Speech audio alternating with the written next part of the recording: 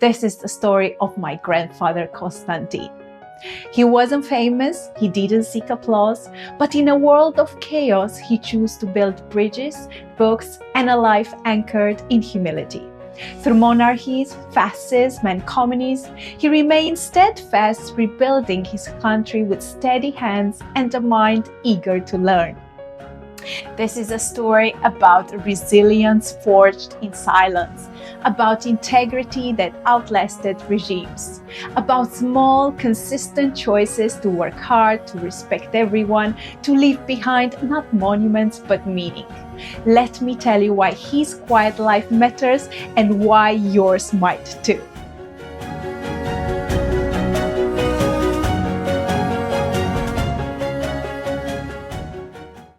Constantin was born in September 1925 in Bucharest, Romania, to a lower middle-class family. His father, a First World War kitchen worker, taught himself French to become a chef. His mother, orphaned at 7 and raised by relatives, had only 4 years of formal education, but instilled and prioritized her son's learning. The family moved frequently between rented homes and financial stability was scarce.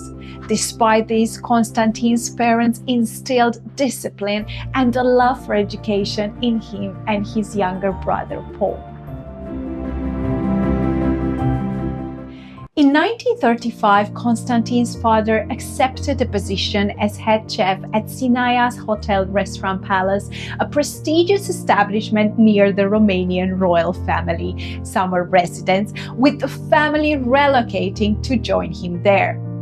This period, which Constantin later described as one of the most impactful and wonderful times of his childhood, profoundly shaped his future.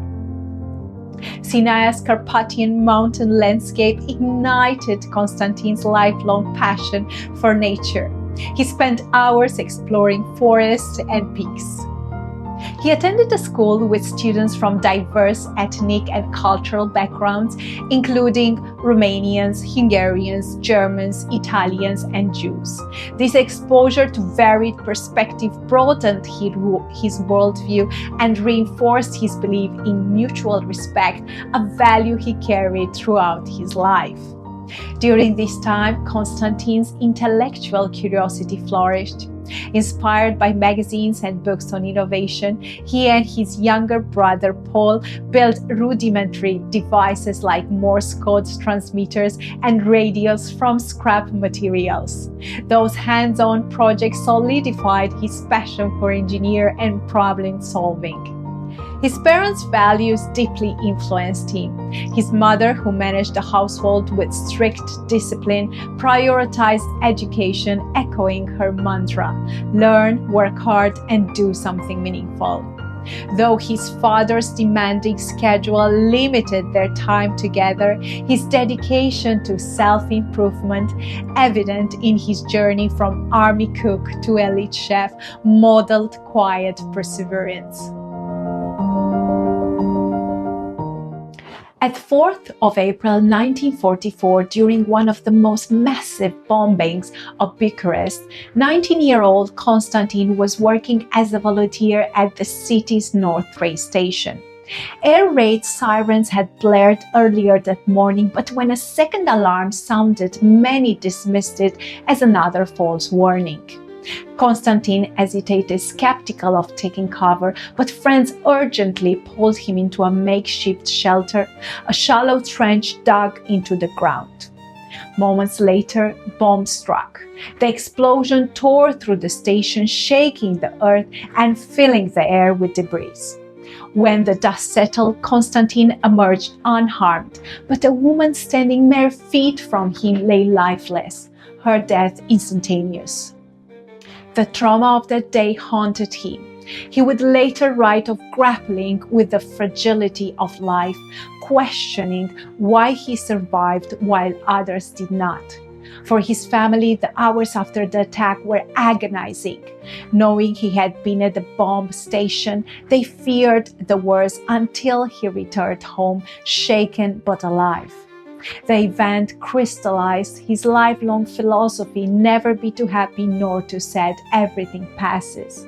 It underscored the precariousness of existence, driving him to focus on what he could control, building, learning, and serving others amid life's unpredictability.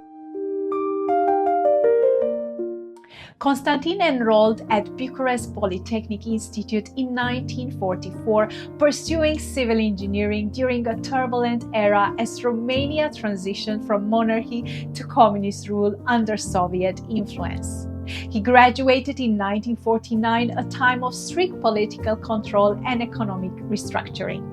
In 1952, he married Carolina Luli, marking the start of a lifelong partnership. The couple moved to Brașov, a city rebuilding after World War II, where Constantin began his career designing factories and industrial complexes. Their children, Danuț, born in 1954, and Adina, 1957, were raised in this environment of post-war renewal. As a construction engineer, Constantin dedicated himself to rebuilding post-war Romania. He designed factories and industrial complexes, but his most enduring contribution was 24 technical construction books written to educate foremen and engineers. His books were translated into 6 languages and used globally. Despite opportunities for political advancement, he avoided ideology, focusing instead on practical knowledge. He earned the Romanian Academy's Radulecu Prize and 2 medals of labor, but remained humble, treating everyone, from janitors to ministers, with equal respect. Forced to retire at 60, Constantin found retirement unfulfilling and returned to work as a consultant until the age of 84. His wife Luli died in 1992, leaving him to fill his solitude with work, writing, photography, and visits to France. In 2006, Constantin published the book Restitutions, which contains stories from different construction sites, a light-hearted memoir recounting humorous and poignant anecdotes from his engineering career. However, his most significant written work remained hidden during his lifetime. The autobiography, Dear Ones, This Is All I Had to Say, completed in 2009. This manuscript, discovered after his death in 2019 and published by his daughter in 2024, is yet to be translated in English, chronicles his life from 1925 to 1949. Unlike his technical manuals of playful memoir, this book was never intended for publication or recognition. Constantin wrote it quietly in secret as a private act of preservation, a meticulous record of his experience growing up and coming of age under 4 regimes: monarchy, fascism, wartime occupation, and early communism. The autobiography offers no self-aggrandizement or political commentary. Instead, it provides a clear-eyed, first-hand account of 20th century Romania, the cultural vibrancy of interwar Bucharest, the trauma of wartime bombings, and the slow erosions of freedoms under communism. He included precise details, names, dates, street addresses, as if to say, "This is what I witnessed, this is what we lived through." Constantin's story is not one of dramatic triumphs or worldly acclaim. It is a proof that a life of quiet dedication, rooted in humility, curiosity, and integrity, can ripple across generations. Born into a fractured century, he witnessed monarchies fall, dictators rise, and war ravage his homeland. Yet he chose to focus not on chaos, but on what he could build: bridges of knowledge, resilience, and respect. He mattered because he proved that ordinary lives lived with extraordinary integrity shaped the world. His 24 technical manuals, written without a whisper of self-promotion, became global guides for foremen and engineers alike.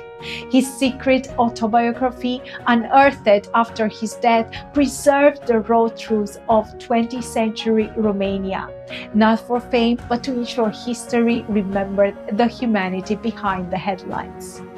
Constantin's life teaches us that success is not measured by the noise, but by what endures. He treated everyone with dignity because he believed no one was beneath respect. He survived 4 regimes by focusing not on the chaos around him, but on the bridges he could build, literal and metaphorical. His motto, never be too happy nor too sad, was not indifference, but the wisdom of a man who understood that storm passed, but our choices remain. In a world obsessed with visibility, Constantin's legacy is a quiet rebellion. He reminds us that the truest impact lies in the daily choice to do good work, to learn relentlessly, and to treat others with kindness even when no one applauds. You don't need a grand stage to matter. You need only to build what lasts, to leave behind something or someone better than you found it. Everything passes. What remains is what you build. Let us build things that endure.